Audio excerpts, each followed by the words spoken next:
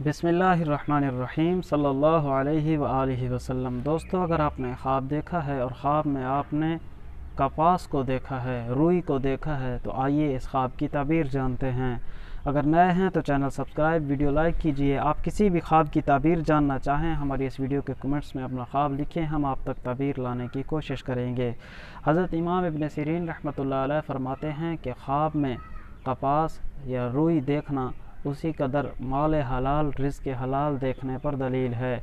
हज़रत फरमाते हैं कि अगर किसी ने ख्वाब में, साहिब ख्वाब ने बिनोले भी देखे हैं, तो ये भी इस बात पर दलील है कि उसको बहुत ज़्यादा माल और बहुत ज़्यादा नफ़ा हासिल होगा, और ये ऐसा माल और ऐसा नफ़ा होगा कि जो बग़ैर मेहनत पर हासिल होने के दलील है। इसी तरह हज़रत शेख इमाम जाफ़र सादिक रहमतुल्लाह अलैह इस ज़िमन में इरशाद फरमाते हैं कि ख्वाब में कपास या रुई देखना 3 वजूहात पर होता है।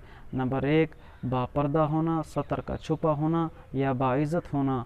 नंबर 2, बहुत ज़्यादा माल हलाल पाना। नंबर 3, नफ़ा या खैर हासिल करना। दोस्तों, अगर आपने भी कोई अच्छा ख्वाब देखा है, अल्लाह का शुक्र अदा कीजिए। बुरा, मुसीबत वाला या डरावना ख्वाब देखा है, अल्लाह के हुजूर तौबा, इस्तग़फ़ार, सदका खैरात, दुआओं का एहतमाम कीजिए। मिलेंगे अगली किसी वीडियो में। अल्लाह हाफ़िज़।